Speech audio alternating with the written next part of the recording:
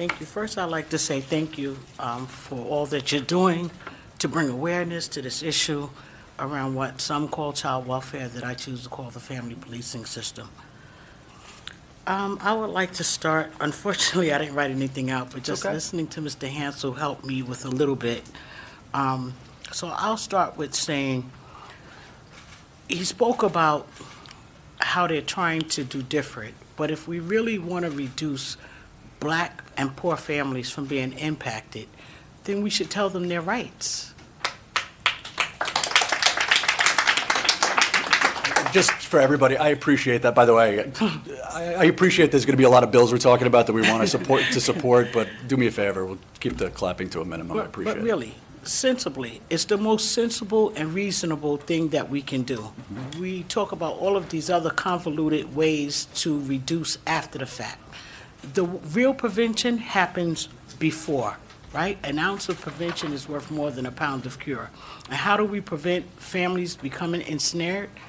We tell them their rights, and we allow them to lawyer up. We have some great defender services here in New York. We're looking to build them out. Hopefully your funds from the Assembly can help to do that, right? But everyone across the state should have the ability to have an attorney when ACS, CPS throughout the state knocks. But parent advocates are window dressing. It's abusive, and it uses a slave mentality to take the same people that you've caused a great deal of harm, mentally abused, tore apart their family, violated their rights, caused an unimaginable amount of harm, and then said, hey, you can come work for me. And I'll pay you minimum wage, and you'll work at the bottom of the food chain in our agency. And we'll treat you the same way we treated you when you were under our supervision. ACEs training is good, implicit bias training is good, but parents knowing their rights is best. Real preventive services is additional funding for families to have more cash on hand, daycare, respite service, housing, and knowing their rights. It's really all about knowing your rights. No matter what it is that you say, no matter how you slice it, it's about knowing your rights. Why would anyone want to operate without someone knowing the rights that they have? Clear boundaries is what we all set for ourselves, right? Mm-hmm. Parents don't have the right, or shall I say Black parents don't have the right to have clear boundaries, to know what's happening. When's the last time you went and bought a suit and they told you after you purchased it what the return policy is? That doesn't happen. And the fact that we have to sit here and give testimony about something so sensible is quite frustrating to me. So I'm trying to maintain my composure, but this is the most ridiculous thing ever to me. This should have been passed years ago. This shouldn't be something new. We're talking about the Walker bill? We're talking about the Know Your Rights. Know Your Rights Walker bill. Yep. Yep. Okay.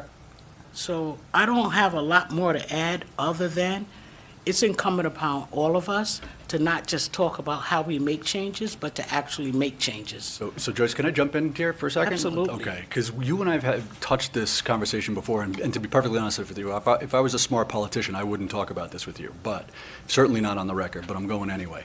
The Walker bill, first of all, it's her bill. She's a great colleague and a friend of mine, and I believe in principle about getting people their rights. The problem I'm having is on that bill, and I understand, by the way, I understand the frustration, or I'm trying to understand the frustration about we're setting up a system where we're allowing the government to come into people's houses. Like, I get that.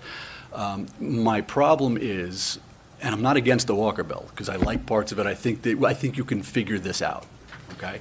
But my fundamental problem is this is where two things I care deeply about conflict. Well, that was pretty good.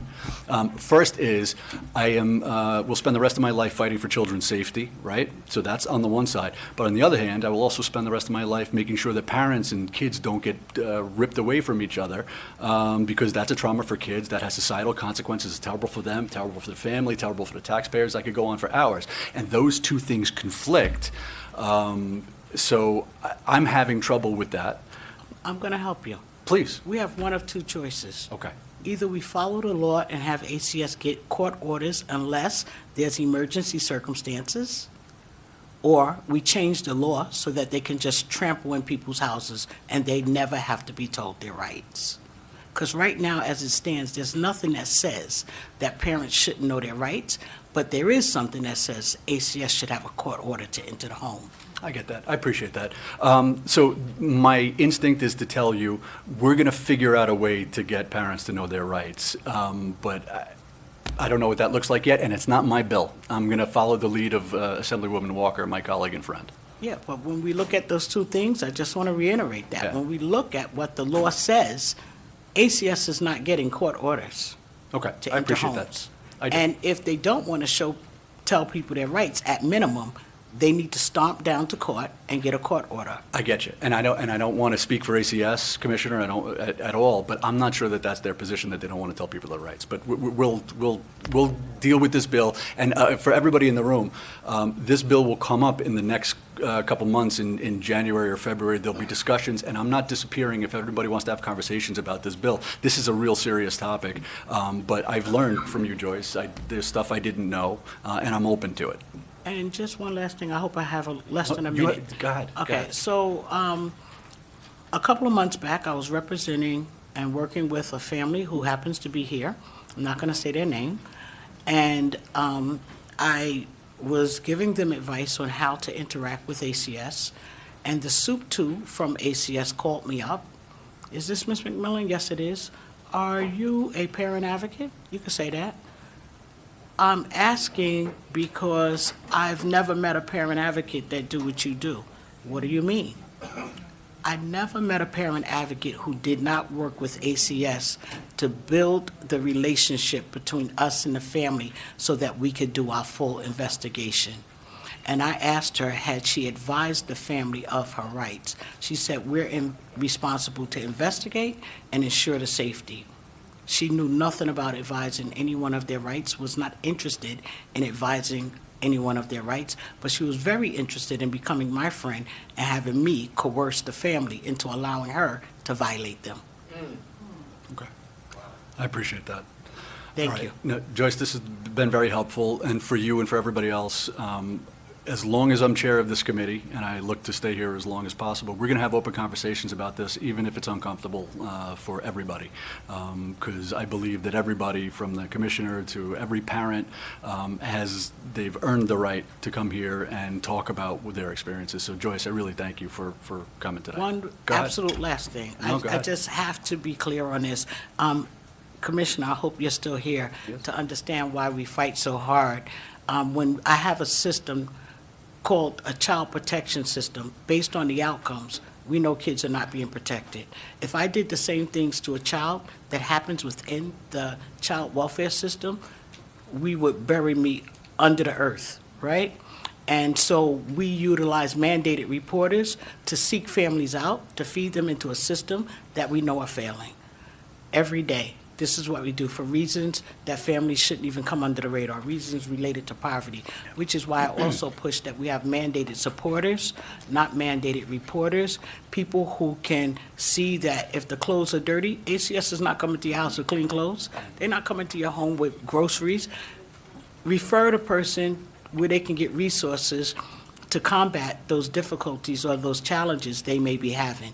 Reporting is not the answer because surveillance is not support. And that's the only thing that ACS provides is surveillance. Okay. So they're both strip search, children in foster care, right? Or at home when they come to do their investigation. They say it's not a strip search, but that's exactly what it is. They're both separated from everything and everyone they know and love. They both have set visit times on set visit days. They both have oversight during the visit period. They both eat what they are served. They both change homes and cells regularly. They both use garbage bags or pillowcases to change locations. And they're both paroled back. They even utilize the same language. Any system built to actually protect children should in no way mimic the same system built purposefully to punish adults. And with that, I'm good. But by the way, thank you for that. That was very helpful. Actually, Joyce, before you go, Yes. don't have another question, but let me just get this on the record. Many of my colleagues in the legislature are coming to agreement on one point. and I mentioned it earlier, but I really want to drill down on it because, Joyce, you've just finished with support. I believe that ACS and OCFS are underfunded, but that's not from their point. That's our failure as a governor and the state legislature. I believe we've been failing kids for years, so I understand the idea of turning mandated reporters into supporters, and we're going to try to drive to get supports in there. Go ahead, Joyce. I see you smiling. Yeah, you just sent me on the edge with that, them being Okay, go ahead. underfunded, because at 85 Broad Street is Goldman Sachs. And if you go to Goldman Sachs, you could talk to someone in the mailroom on up, and they will tell you that Goldman Sachs have never continued to invest money in something that was failing. ACS is failing. They failed us. They failed the parents. They failed the children. They failed the communities. They even failed their own workers. That's why they have a high turnover rate. Okay. I appreciate your testimony, Joyce. Thank you for your friendship and your testimony here today. Thank you, ma'am. Yeah, did you? Next, we'd like to call Deputy Commissioner of the Division of Child Welfare and Community Services from the New York State Office of Children and Family Services, Deputy Commissioner Agundimu. I don't want to pronounce that wrong. How are you today? Good morning. Good morning. Thanks for taking the time to come down.